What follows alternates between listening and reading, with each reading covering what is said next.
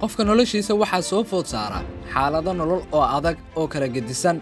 xaaladaha qofka soo mara waxaa ka mid ah kuwo wanaagsan oo farxad leh iyo kuwo yara adag iyo waqtiyo aad u adag. sidoo kaleeto dareenka dhibaatada xaaladaha kala duwan waa dareen uu qofba si uu u dareemo. sidaas darteed xaaladahaasi kala duwan waxa ay nolosha ku abuuri karaan dareen saameyn ku yeesha qofka maskaxdiisa. si kastaba waxaa la leeyahay qofka inta uu nool yahay waxaa lama huraan ah in uu wajaho caqabadaha nolosha ay soo wajaha. ugu horeyn adduunku ma jiraan wax sugan ee isbeddel joogto ah ayaynu ku jirnaa. sidaas darteed waxaa loo baahan yahay sidii loola qabsan lahaa isbeddeladaasi uuna qofku uu si joogto ah isugu horumarin lahaa si uusan uga harin tareenka nolosha. waxaa kaloo jira baahi joogto ah oo dhinaca xirfadaha iyo macluumaadka intaba. qof kastana wuxuu u baahan yahay si joogto ah inuu u baadi goobo. suuqyada shaqada ma naxariistaan ee waxay u baahan yihiin xirfado cusub iyo macluumaad dheeri ah. haddii aadan ahayn qof si joogto ah isku hormariya tartanka shaqada waad ka haraysaa, wayna kugu adkaanaysaa in aad la qabsatid shaqada. culaysyada nolosha soo wajaha dadku aad ayay u fara badan yihiin. sidaas darteed waxaad u baahan tahay in aad mar kasta baratid tabaha iyo sidii aad ula dhaqmi lahayday ama aad uga gudbi lahayday culeysyadaasi. tiirarka ay ku taagan tahay is-horumarintu wax kasta sal iyo aasaas ayay leeyihiin. haddaba halkan waxaa si kooban ugu sharaxi doonaa 5 tiir ee is-horumarintu ay ku taagan tahay. waxaa suuragal ah in aad isweydiinaysid waa caqabadaha ku soo wajihi kara. intaas kadib isweydii, miyaad ku qanacsan tahay halka iyo heerka aad hadda joogto, mise waxaad u baahan tahay isbeddel nololeed?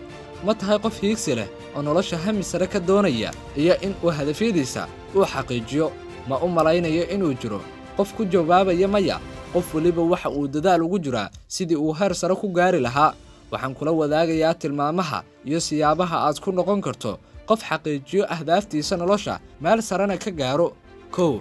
noqo qof han sare leh. noloshu waxay isku kaa tusinaysaa sida aad adigu doonaysid in ay kuuga muuqato ee isu kaa tusi mayso sida ay iyadu doonayso in ay kuugu muuqato. qofkii ku talagala in uu hankiisa kor u qaado ha ogaado in dariiqa loo maraya in uusan ubax iyo roog cas goglanayn ee uu yahay dariiq ay ka sokayso daal, rafaad, hurdayari, nafta oo laga ilaaliyo waxyaabaha ay jeceshahay iyo waxyaabo kaleeto. haddaba daawada waxaynu wada eegaynaa qodobo dhowr ah oo kuu sahlaya in aad kobciso hankaaga korna aad u qaaddo oo aad hiigsato meel sare. alla waxa uu jecel yahay waxa sareeya.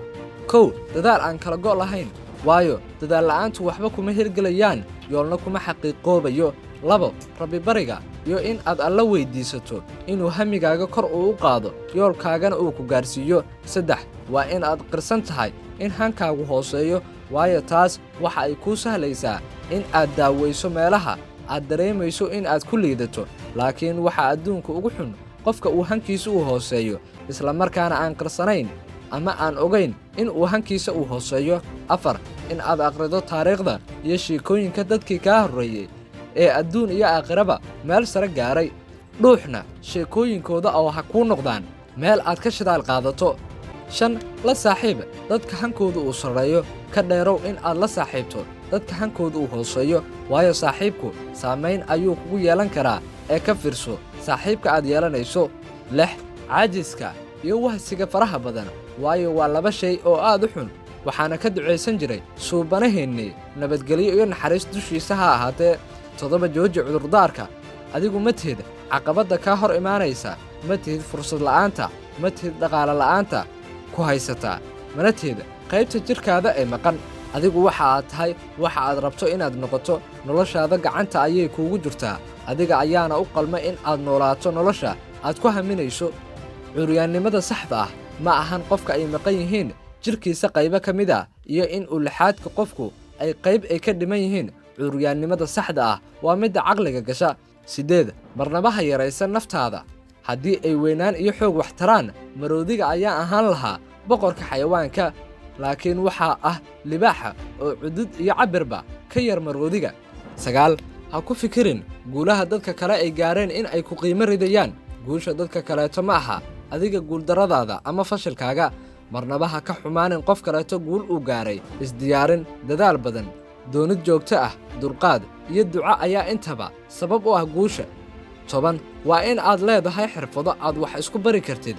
tani waxa ay tilmaamaysaa awoodda aad u leedahay in aad si fudud ama si dhaqso ah aad ku heli kartid kuna kobcin kartid macluumaadkaaga iyo cilmigaagaba adigoo adeegsanaya marba xirfadda aad u baahan tahay ee kaa kaalmaynaysa waxa aad u baahan tahay. tusaale ahaan maanta oo kaleeto caalamka aynu ku noolnahay waa tuulo oo kaleeto oo macluumaad kasta waxa aad ku heli kartaa muddo kooban. bal ka waran haddii aadan aqoonin sida loo adeegsado internetka. sidaas darteed waa inaad abuurtaa amaba kordhisaa xirfadahaada kugu saacidaya kororsiga cilmiga. 11 waa inay kuu caddahay waxa aad ka damacsan tahay nolosha. waxaa loola jeedaa qofku waa inuu leeyahay qoraal cad oo caddaynaya hadafka uu leeyahay, kuwa dhow ee short time goalska ah iyo sidoo kaleetaba kuwa fog ee ah long time goalska. hadafyada fogi waa kuwa lagu higsado gaaritaankooda muddo ka badan sanad, sida qofka in uu qaato digrii jaamacadeed iyo wixii la mid ah.